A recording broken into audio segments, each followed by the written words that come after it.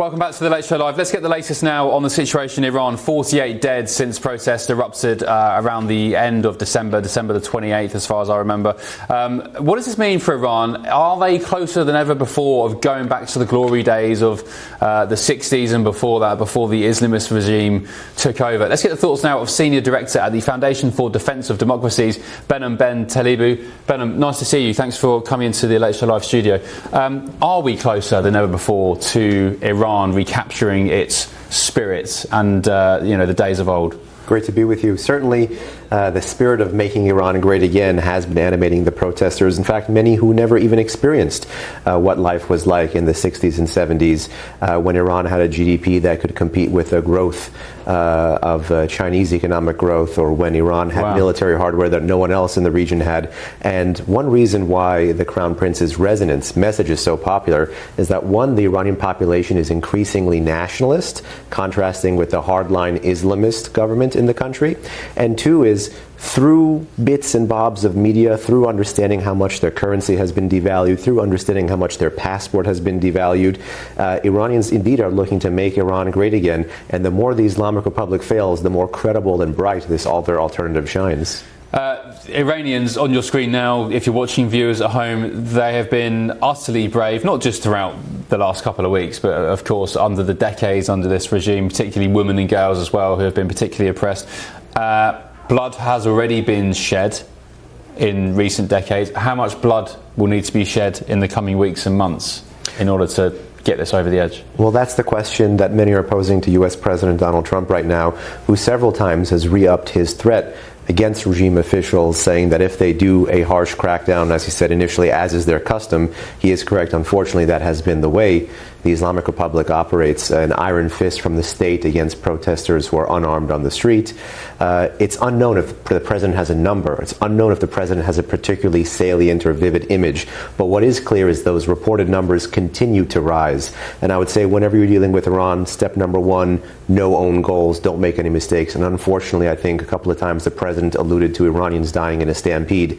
They weren't killed in a stampede. They were killed by an Islamist autocracy that is also trying to kill President Trump himself. Right, got it. The Supreme Leader has said that vandals in Iran are trying to please President Trump, and also there was some rhetoric a couple of days ago from the Iranian regime saying that this was a Mossad CIA coup attempt. Is that any truth to that? Or was it all organic? The funny thing is the Iranian government can believe everything except the truth. They can't see how far they've fallen. They can't see that they are the cause, that such a diverse, demographically, geographically, politically diverse population has actually been able to come to the thesis that the solution to all their problems begins with the end of the Islamic Republic of Iran. What does intervention look like with President Trump? It depends a great deal. President Trump covets flexibility. He covets creating a sense of uncertainty, both in terms of the minds of the partners of the U.S. as well as the adversaries of the U.S. I don't think the president would start immediately with kinetic, although he certainly does have that option, particularly post-12-day war. I've just had a piece with a colleague at the Foundation for Defense of Democracies in the Wall Street Journal today talking about replicating the Venezuela model, not with regime change militarily at the top, but with taking the tankers. If the president is looking to level the playing field between the state and the street, he needs to pull the plug out of the repression apparatus, and that means going after all of the Iranian tankers that sell oil to China, just like he's been doing with Venezuelan tankers that have been selling oil to China. Yeah, and I mean, he sent 3 B-2 bombers Iran's way last year, and since then the US has ordered, I think, 28 more to their arsenal, so there's that as well.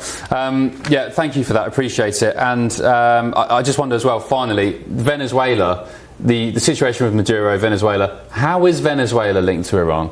Well, they're state partners, and it's been not just a bad 1 year, but a bad 2 years. Iran doesn't have a lot of state partners to begin with. It lost the Assad regime at the end of 2024. Now at the beginning of 2026, it lost the Maduro regime. So the Islamic Republic continues to be boxed in by Israel, boxed in by America, and perhaps most importantly on the street, boxed in by its own people. And do you agree with the White House that these interventions in Venezuela, in Iran, are still America first? Oh, absolutely. Absolutely. Yeah. You know, in what way? America First doesn't really begin and end with the American continent. America has interests, America has assets. To be able to make sure that the lives, sanctity, and security of every single citizen is defended, you're going to have to go after countries that are willing to flood this country with drugs, as was the case with Venezuela, and you're going to go after countries who spent 4 decades putting their money where their mouth is when they say death to America. When people say death to America and they use national resources to go after them, stopping that country, stopping those entities, stopping those leaders that say it, is the epitome of America First. I'd also argue it's America First